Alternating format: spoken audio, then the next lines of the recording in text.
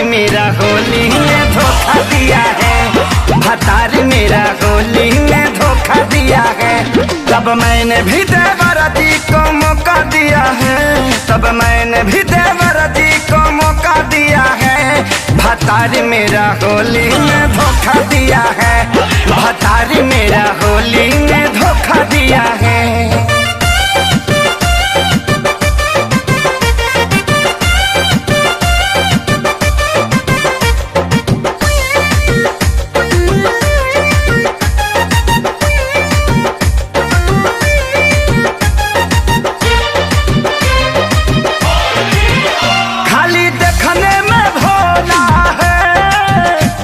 समझती थी लोला है, माल तू को रखले हैं, मेरे सखी ने बोला है, बोला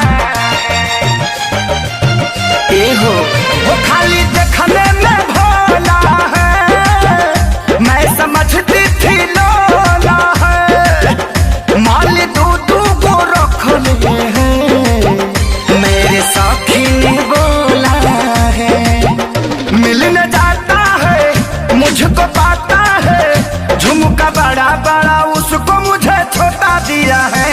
भतारी मेरा होली में धोखा दिया है, भतारी मेरा होली में धोखा दिया है। तब मैंने भी देवरा जी को मौका दिया है, तब मैंने भी देवरा जी को मौका दिया है। भतारी मेरा होली में धोखा दिया है, भतारी मेरा होली में धोखा दिया है।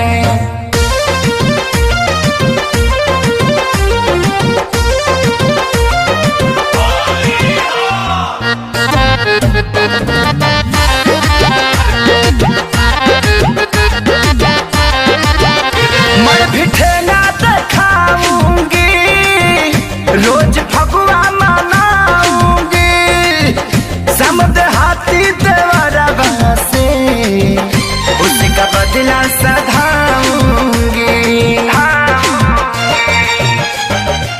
समझना मैं भी ठेला दिखाऊंगी, रोज फगुआ मनाऊंगी, समझ हाथी देवरा से उसका बदला सधाऊंगी।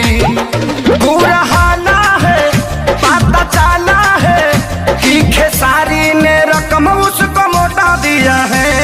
भतारी मेरा होली में धोखा दिया है, भतारी मेरा होली में धोखा दिया है।